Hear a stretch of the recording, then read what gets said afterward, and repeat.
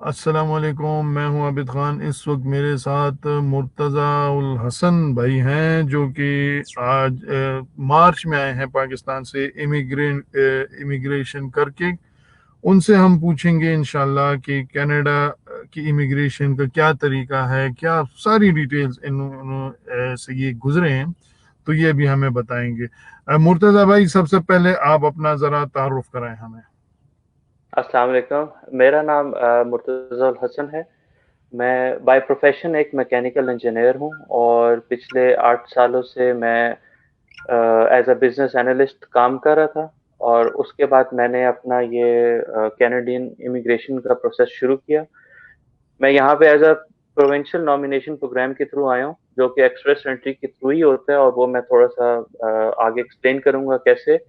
और अल्बर्टा ने मुझे नॉमिनेट किया था, तो मैं अभी मार्च के अंदर मैंने लैंडिंग की है।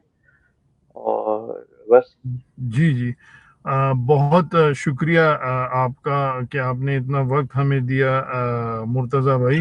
आप पाकिस्तान में बहुत ज़्यादा लोगों का शौक है कि वो कनाडा जाएं, अमेरिका जाएं, ऑस्ट्रेलिया जाएं, लेकिन उनको सही मालूमात नहीं होती और वो ये समझते हैं कि इन चीज़ों पे बहुत ज़्यादा पैसे लगते हैं जाने पे, और सही गाइडेंस उनको नहीं मिलती। तो मुर्तजा भाई, आप जरा शुरू में ये जो पॉइंट सिस्टम है ना, इस पे जरा हमें गाइडेंस दें, उसके बाद हम जाते हैं स्टेप बाय स्टेप। चलें, पहले तो बहुत शुक्रिया कि आपने मुझे इस काम के लिए नॉमिनेट किया, क्योंकि मेरे से भी बहुत लोग ये जो ना सवाल पूछते रहते हैं। सो मैं शुरू से इसको शुरू करूंगा कि एक तो कनाडा इमिग्रेट करने के काफ़ी प्रोग्राम्स डिफरेंट हैं। सबसे जो कॉमन प्रोग्राम जो स्किल्ड इमिग्रेंट का है, वो एक्सप्रेस एंट्री का प्रोग्राम है। और दूसरे नंबर पे जो आता है वो प्रोविंशियल नॉमिनेशन है। जितनी भी कनाडा की 10 प्रोविंसेस हैं और 3 टेरिटरीज हैं, उन सब के अपने अपने जो ना प्रोविंशियल नॉमिनेशन प्रोग्राम होते हैं। अच्छा। तो एक्सप्रेस एंट्री जो है वो फेडरल सिस्टम है, और उसके अंदर उनका एक सीआरएस टूल है जो कि ऑनलाइन अवेलेबल है cic.gc.ca के अंदर, जहां पे जाके आप सिर्फ अपनी बेसिक डिटेल्स डालेंगे और आपको पता चल जाएगा कि आपके पॉइंट्स कितने बन रहे हैं। और आपको हर बंदे को ये जाके सबसे पहले तो खुद एवेल्युएट करना है कि उसके पॉइंट्स कितने बनते हैं, और आया वो एलिजिबल है भी कनाडा आने के लिए कि नहीं, या उसके लिए कोई और प्रोग्राम जो ना फिजिबल है। तो क्योंकि ये कनाडा में पाकिस्तान में ये भी बहुत एक मसला मुझे नजर आया है, जो दोस्तों से मैंने बात की, कि उनको लोग कहते हैं कि हमें 10 लाख दे दें, 20 लाख देते हैं, हम आपको भिजवा देंगे। जबकि वो ये खुद नहीं समझ सकते कि ये प्रोसेस वो खुद अगर पहले कैलकुलेट कर लें कि मैं एलिजिबल हूं भी कि नहीं, ये, और लोग जो ना फिर उस धोखे का शिकार हो जाते हैं। जी जी। तो सबसे पहले तो इसमें जाके आपने सीआरएस टूल पे अपने पॉइंट्स कैलकुलेट करने। आजकल जो कट ऑफ चल रहा है वो 452 था, लास्ट कट ऑफ आया, और नॉर्मली ये 472 तक गया है टॉप पे, और अच्छा। 470 से की रेंज में जाता है, जो कि अभी आजकल काफी हाई है। मैं अपनी बात करूंगा तो मेरा जो था वो 439 था, और उस वक्त भी मेरा फेडरल के अंदर नहीं आया था। तो अब खैर, मेरा तो प्रोविंशियल में हो गया, और वो मैं आपको प्रोसेस वन बाय वन बताता हूँ कैसे हुआ था। जी जी। लेकिन मैं ये भी जरूर बताऊंगा, क्योंकि एक दो टिप्स मैं लोगों को बताना चाहूंगा कि जिससे आप अपने पॉइंट्स भी इंक्रीज कर सकते हैं, और वो जी कैसे कर सकते हैं। जी। जी।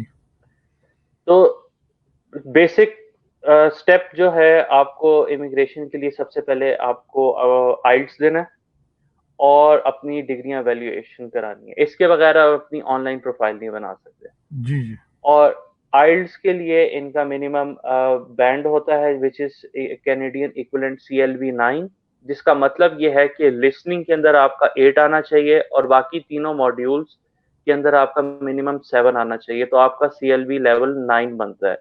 इससे ऊपर जितना आता है आपका कंसिडरेबली, आपका जना स्कोर भी उसी तरह जना इंक्रीज होगा। अच्छा। ठीक है। तो सबसे पहले इसका आइल्स का मटेरियल मैंने क्या किया हुआ है कि मैंने, मेरे पास अगर कोई मुझे कांटेक्ट करेगा, या मैं इसकी वीडियो के लिंक में पेस्ट भी कर सकता हूँ, मैंने अपलोड किया हुआ है सारा आइल्स का डेटा प्रेपरेशन का, तो लोग उसको भी डाउनलोड करके उससे फायदा उठा सकते हैं। और उसके बाद आपको जो है ना अपनी डिग्री एवेल्युएट करवानी होती है। अब डिग्रीज एवेल्युएट कराने के लिए ये है कि कनाडा की 4 से 5 ऑथराइज्ड एवेल्युएशन बॉडीज हैं, जी जिसमें से जी एक वर्ल्ड एजुकेशन सर्विसेज है जहां से मैंने अपनी कराई थी। उसके अलावा आई कैस भी है, आई कास भी है, QAS। अब ये डिपेंड करता है हर बंदे पे कि वो अपनी पर्सनल चॉइस है, वो किससे जाना चाहता है। मैंने वेस्ट से क्यों करवाया था, क्योंकि वेस्ट की जो टाइमिंग्स थी वो 20 बिजनेस डेज थे। वो सबसे जल्दी करके दे रहा था, बाकी लेट कर रहा था।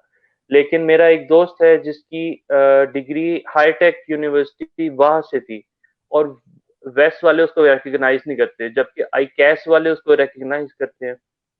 तो इसलिए हर बंदे पे वो डिपेंड करता है कि वो किस बॉडी से जो ना एवेल्युएशन कराना चाहता है।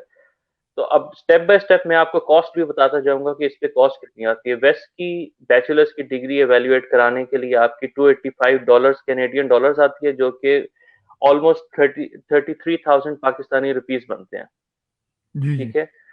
और इससे पहले जैसे मैंने बताया कि आपको आइल्स देना है। आइल्स के अंदर अगर आपका स्कोर नहीं आता तो आप एलिजिबल ही नहीं होंगे यहाँ पे आने के लिए। इसीलिए सबसे पहले मैंने कहा कि आप अपने सबसे पहले पॉइंट्स कैलकुलेट करेंगे। अगर आप एलिजिबल हो रहे हैं तो फिर आप आगे स्टेप बाय स्टेप जाएंगे। अब जब आपने आइल्स दे दिया, अपनी डिग्री दे दी, तो आप सिंपली अपनी एक्सप्रेस एंट्री की प्रोफाइल बनाएंगे। और एक्सप्रेस एंट्री की प्रोफाइल बनाना इतना ही ईजी है जितना आप कोई फॉर्म फिल कर रहे होते हैं। तो इट्स बेसिक ऑल की अपनी बेसिक डिटेल्स आपने डालनी है, डिग्रियों की डिटेल डाली है। स्टेप बाय स्टेप वो क्वेश्चन पूछते रहते हैं। इसमें ऐसा कोई रॉकेट साइंस नहीं है कि आपको एजेंट ही करके देगा तो आप उसके अंदर फिल करेंगे।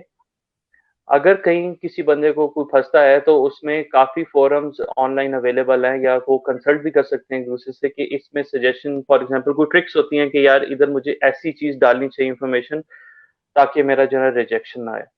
अदरवाइज एक्सप्रेस एंट्री की profile banana it's very simple. और मैं सबको यही रिकमेंड करता हूँ कि उनको खुद करना चाहिए और उसकी जो है ना प्रोफाइल खुद बनानी चाहिए। जब आप ये बना लेते हैं तो आप जो है ना एक स्ट्रीम के अंदर एंटर हो जाते हैं। लेकिन प्रोफाइल बनाने के लिए मैंने पहले ही बताया कि आपको आइल्स और आपके पास डिग्री वैल्यूएशन दोनों चीजें मौजूद हैं। ठीक है। अब डिग्री वैल्यूएशन का भी एक प्रोसेस है, उसमें भी जी हम जा सकते हैं अगर आप कहेंगे तो, कि हमने वेस्ट से अगर डिग्री वैल्यूएट करानी है पाकिस्तान से तो उसका तरीका क्या होता है। क्योंकि वो भी एक लोगों को होता है मुश्किल कि उसका तरीका क्या होगा। हालांकि जब आप प्रोफाइल बनाते हैं तो उसमें आपको पता चल जाता है कि वो वेस्ट आपको गाइड करता है कि कैसे कैसे आपने डिग्री वैल्यूएट करानी है। उसका बेसिक तरीका ये होता है कि आपके मैट्रिक की मार्कशीट उसके बोर्ड से टेस्ट होती है और सील होके वो एक एनवलप में डाल के देते हैं। इसी ठीक। इसी तरह जो आपकी FSC की या आपकी ए लेवल्स की इक्वलेंसी IBCC से बनती है, उसका जो रेलेवेंट बोर्ड होगा वो आपको टेस्ट करके उसको आपको एक सील्ड एनवलप में डाल के देगा। और फिर जी फाइनली आपकी डिग्री या तो यूनिवर्सिटी या फिर HSC वाले उसको उसकी कॉपी को सील करके एक एनवलप में डाल के देंगे। ये तीनों सील्ड एनवलप आपको वेस्ट भिजवाने होते हैं अपना अकाउंट बना के, उसके ऊपर अपना नंबर लिख के। तो उससे जो ना आप की डिग्री एवेल्युएशन का प्रोसेस शुरू होता है। बस जी। इसमें ध्यान ये रखना होता है कि आप अपनी मार्कशीट्स भेजें और साथ में अपनी जो ना जितने सर्टिफिकेट्स हैं सारी कॉपीज, कुछ ओरिजिनल नहीं भेजा जाता।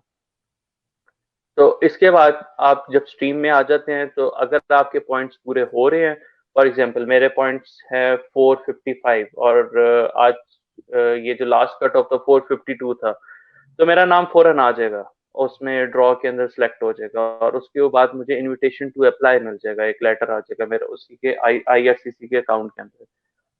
और उसके बाद मुझे अपने वो सारे जितनी भी मैं अपना इंफॉर्मेशन डालूंगा प्रोफाइल बनाते वक्त उसके प्रूफ देने पड़ेंगे। हम्म। उसके अंदर मेन चीज ये होती है कि आपको अपनी आइल्स, अपना डिग्री एवेल्युएशन जो कराई थी आपने, फिर पासपोर्ट की कॉपी, तो सारी जो डॉक्यूमेंट्स हैं वो आपको स्कैन करने पड़ेंगे और उनको अपलोड करना पड़ेगा।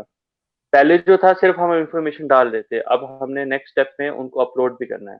और ठीक। फिर आपको step by step IRCC guide करेगा कि अब आपने अपनी मेडिकल रिकॉर्ड, मेडिकल नहीं, सबसे पहले अपनी क्रिमिनल हिस्ट्री जो पुलिस सर्टिफिकेट्स है वो आपने जमा कराने हैं। जी जी। तो वो पाकिस्तान में तो बहुत इजी अब सेंटर बना दिए हैं, जो आप स्पेसिफिकली जाके, मैंने इस्लामाबाद से कराया था, तो आप जाके आराम से अपना सर्टिफिकेट निकलवा सकते हैं। और वो सर्टिफिकेट जो है आपको ये अपलोड करना होता है। दूसरी चीज होती है जो कि मेडिकल टेस्ट होता है, वो जब आपको बताते हैं तो आप जाके अपना मेडिकल टेस्ट करवा के उसका सर्टिफिकेट भी अपलोड कर देते हैं, वो बल्कि डॉक्टर्स खुद अपलोड कर देते हैं, तो उसमें इतना मसला नहीं होता। और तीसरी चीज होती है आपकी बैंक स्टेटमेंट। बैंक स्टेटमेंट जो है ना वेरी करती है।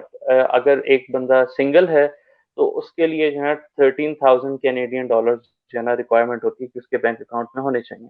ठीक है। और एक बंदा अगर विद फैमिली आ रहा है तो उसके अकाउंट में 23,000 कैनेडियन डॉलर जो है ना होने चाहिए। और ये हर किसी को जो है ना देखना चाहिए ऑनलाइन भी कि अगर कोई चीज इसमें चेंज हो रही है या कुछ चीज जो है ना कैनेडियन गवर्नमेंट अपडेट कर रही है।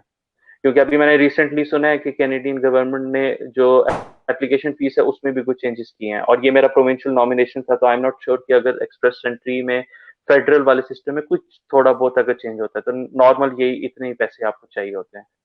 और ये आपको बैंक स्टेटमेंट जो है ना उनको शो करनी होती है। अब खैर बैंक स्टेटमेंट के ऊपर भी अगर किसी को मसला है और वो मैं बात करना चाहता है, डिस्कस करना चाहता है कि हम इसको कैसे शो करा सकते हैं, तो उस पर भी मैं सेपरेटली बात कर सकता हूँ, जी उसका जी। इशू नहीं है। उसके बाद जब आप ये कर देते हैं तो फिर आपको जो है ना वेट करना पड़ता है, क्योंकि ये इसके अप्रूवल में तकरीबन 1 से 2 महीने लग जाते हैं, क्योंकि मेन चीज होती है आपका इनविटेशन टू अप्लाई आना। जी जी। इनविटेशन टू अप्लाई आ गया तो आपका 80% काम हो गया। हाँ, फिर उसके बाद तो आपने काम हो सर, जाता है। जी आपने फिर अपने ओरिजिनल डॉक्यूमेंट जमा कराए तो फिर आपका 10% और काम हो गया। उसके बाद आपको बायोमेट्रिक्स के लिए बुलाया जाता है, आप अपना बायोमेट्रिक्स देते हैं, पासपोर्ट जमा कराते हैं और आपका वीजा लग जाता है।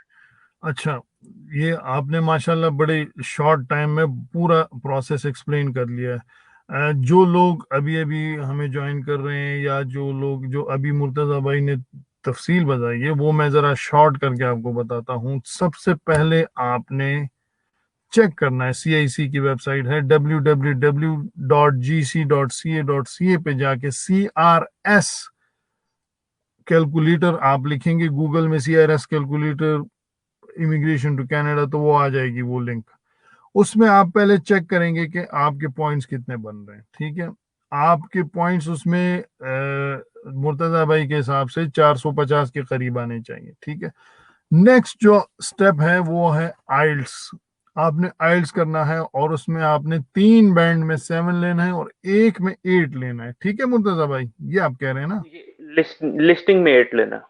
लिसनिंग में आपने 8 लेना है, रीडिंग राइटिंग और स्पीकिंग में आपने 7 कम से कम लेने हैं। अगर इससे आपका स्कोर कम है तो फिर आपकी इमिग्रेशन शायद ना हो, क्योंकि आपके पॉइंट्स फिर कम होंगे। ठीक है, उसके बाद जब आप ये दोनों स्टेप कर लें फिर आप अपना प्रोफाइल बनाएंगे। एक्सप्रेस एंट्री एक पूल है, उस पूल में आप एंटर हो जाएंगे। ठीक है, उसमें महीने में 2 3 4 दफा कैनेडियन गवर्नमेंट उस पूल से लोगों को लेती है। ठीक है, उसमें 450 के करीब आपके पॉइंट्स होने चाहिए। लेकिन कभी कभी इस तरह भी होता है कि आपके पॉइंट्स कम होते हैं लेकिन आपको प्रोविंस नॉमिनेट करती है। ठीक है, तो प्रोविंस आपको कम पॉइंट्स पर भी नॉमिनेट कर सकती है मुर्तजा भाई, और वो प्रोविंस यूजुअली किन किस्म के लोगों को नॉमिनेट करती है?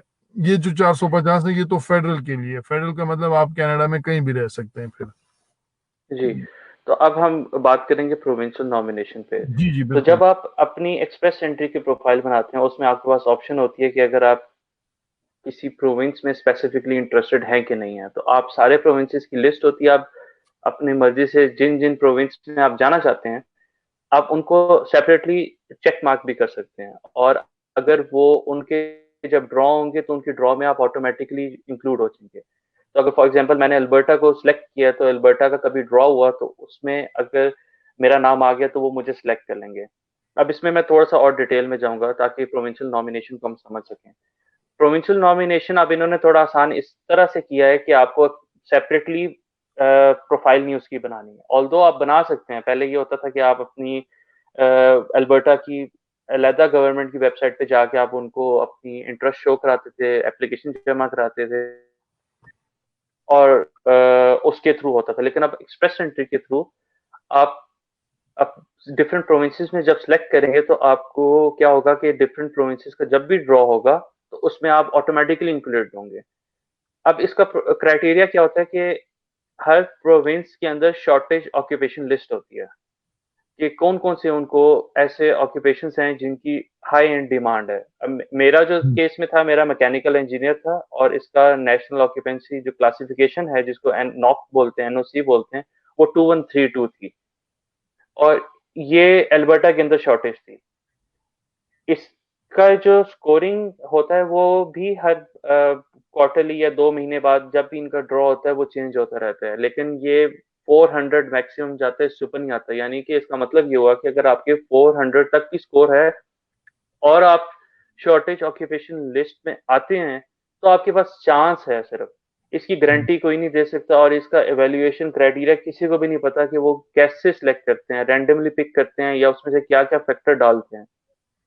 लेकिन उसमें आपका अगर नाम आ जाता है तो फिर क्या होता है वो भी मैं अभी आपको प्रोसेस बताता हूँ। लेकिन सबसे पहले तो ये है कि आपको ये देखना है कि आप किस ऑक्यूपेंसी में अप्लाई कर रहे हैं। मेरा जैसे मैकेनिकल था 2132, इसकी शॉर्टेज थी अल्बर्टा में, मैंने अल्बर्टा को सिलेक्ट किया हुआ था और अल्बर्टा ने मुझे फिर नॉमिनेट भी किया।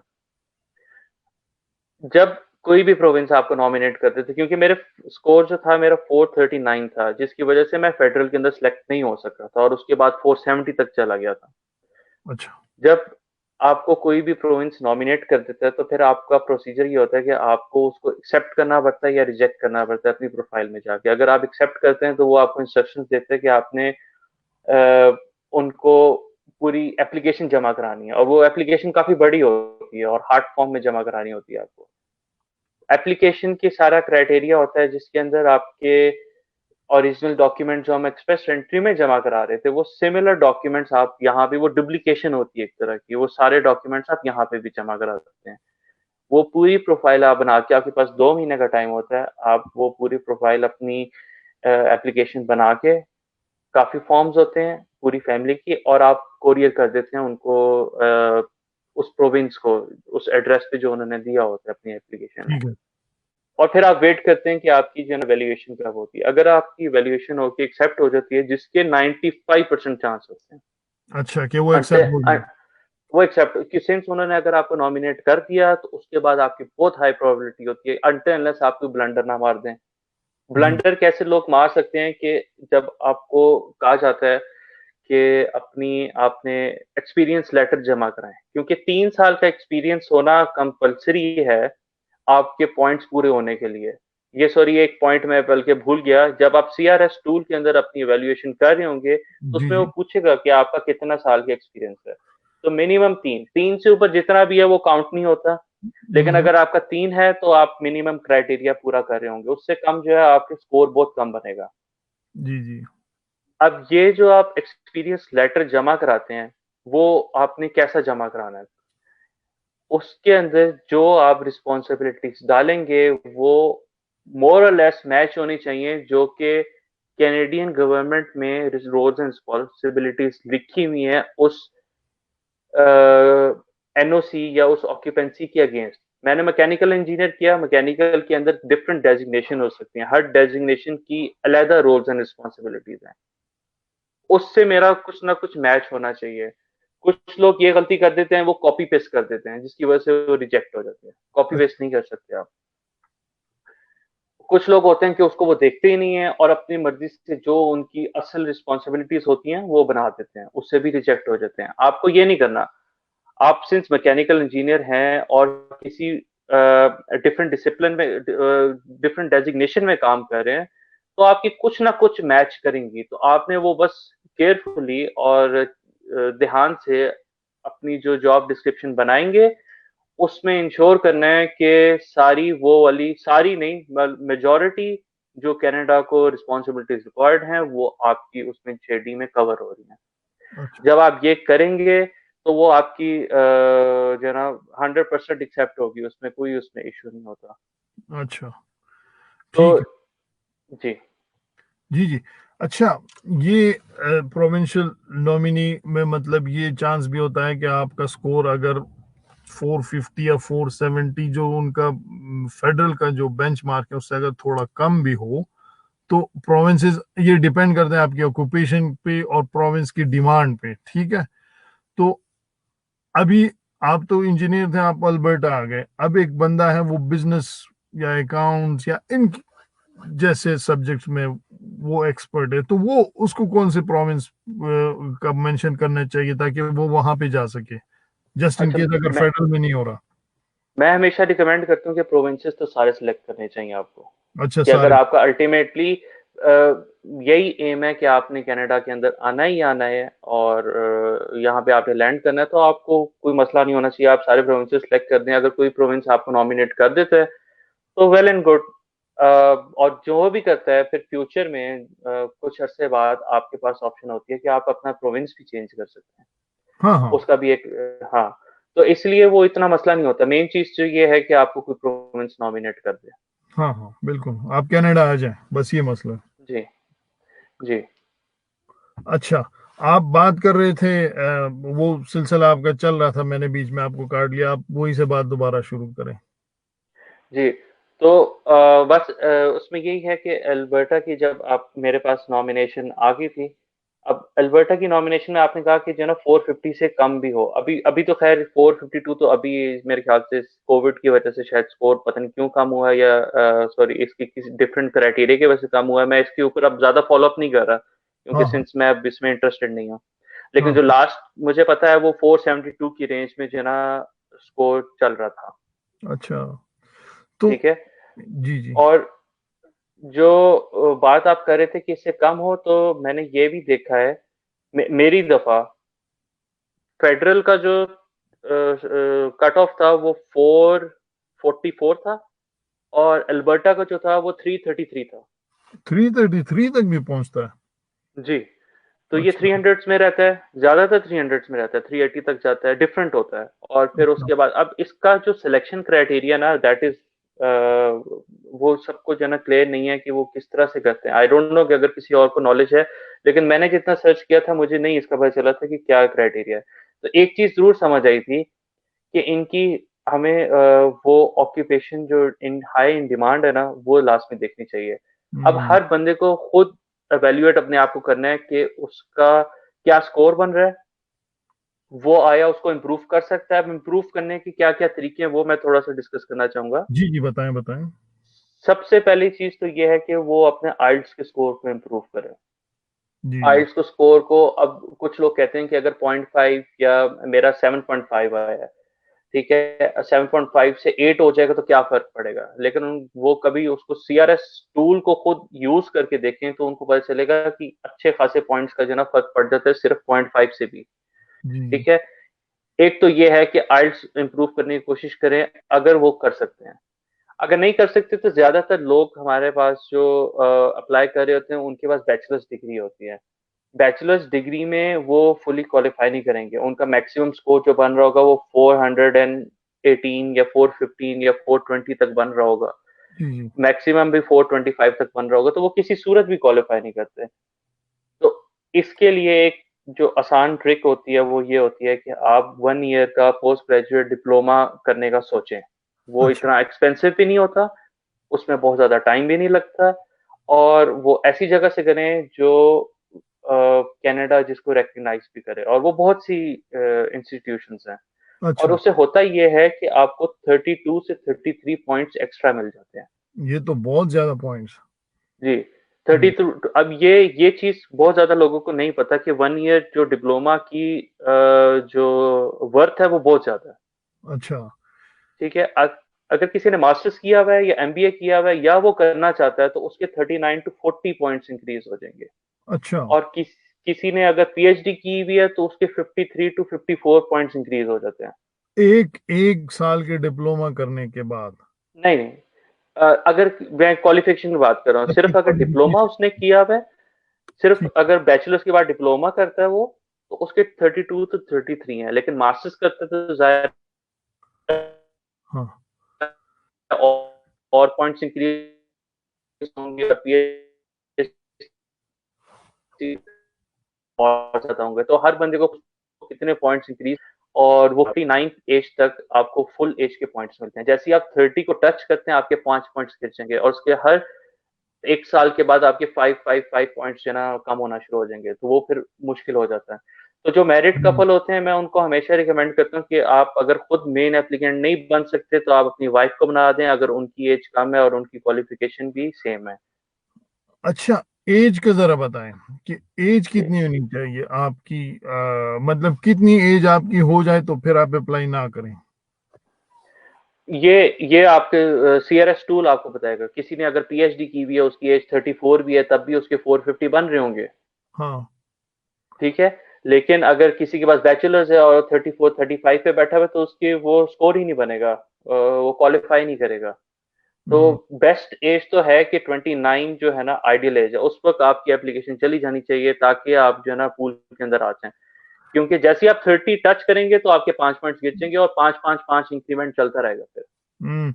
आपकी एज 29 अगर हो और आप मास्टर डिग्री, ये तकरीबन पाकिस्तान में ज्यादातर है, मास्टर जो इंजीनियरिंग और मेडिकल के नहीं है उनकी बात कर रहा हूँ। 29 एज है, आपने मास्टर डिग्री आपके पास है, आपने आइल्स में अगर अच्छा स्कोर कर लिया, देन यू आर ओके। और आपका 3 साल काफी का ज्यादा चांस एक्सपीरियंस। है कि आप आ सकते हैं। और 3 साल का एक्सपीरियंस भी 3 साल का एक्सपीरियंस ऑटोमेटिकली 30 साल तक हो जाता है, 3 साल के हो एक्सपीरियंस। जाता है जी। बिल्कुल बिल्कुल। तो तो अगर उस केस में तो बहुत ही जबरदस्त है वो तो। आप फौरन एप्लीकेशन डालें और आपका हो जाएगा। वो जी जी। नेक्स्ट ड्रॉ में आपका नाम आएगा कंफर्म।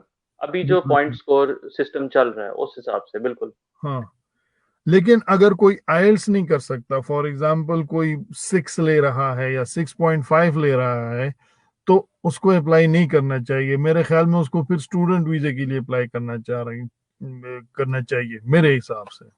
बिल्कुल, उस हर बंदे के वो अपना सिनेरियो है। अगर कोई स्टूडेंट वीजे पे आ सकता है यहाँ पे आके और वो पढ़ सकता है यहाँ पे, तो व्हाई नॉट। लोग आते हैं, बैचलर्स भी करते हैं, मास्टर्स भी करते हैं। अगर मास्टर्स भी करने के लिए आ जाता है और उसके बाद वो यहाँ पे उसको वर्क परमिट मिल जाता है, तो वो पीआर की तरफ जो है ना चलना शुरू हो जाता है। हाँ, क्योंकि उसको यहाँ के पॉइंट्स मिलते हैं, यहाँ की एजुकेशन के पॉइंट्स होते हैं, यहाँ के जॉब करने के पॉइंट्स होते हैं, तो वो उसको फिर पीआर में काफी हेल्प करता है। तो मेरे जो क्वेश्चंस थे तकरीबन वो तो सारे खत्म हो गए।